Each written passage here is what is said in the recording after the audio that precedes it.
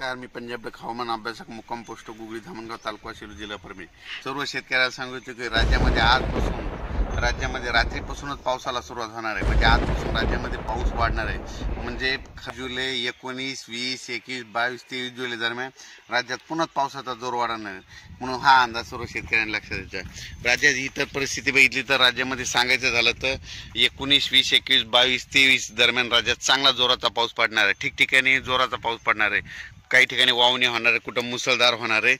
त्याच्यामुळे हा अंदाज लक्षात घ्यायचा। सांगायचं झालं तर मुंबईच्या सर्व जनतेने एक सतर्क राहण्याचं सांगतो की राज्यामध्ये मुंबई नाशिक या भागामध्ये उत्तर महाराष्ट्राकडे जवळपास 21 जुलै 22 आणि 23 जुलै दरम्यान मुंबईकडे मुसळधार पाऊस पडणार आहे। उत्तर महाराष्ट्राकडे मुसळधार पाऊस पडणार आहे।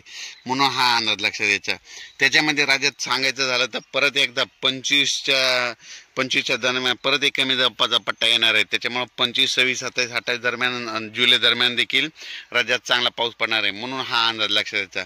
पण राज्यात आज 18 जुलैपासूनच पावसाला सुरुवात होणार आहे। म्हणून हे अंदाज लक्षात घ्यायचा।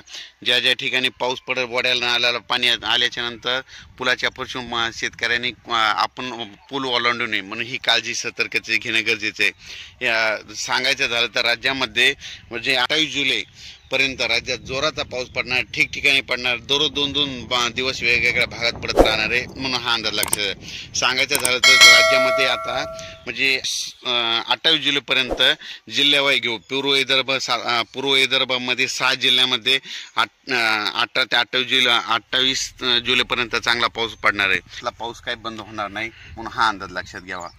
धन्यवाद।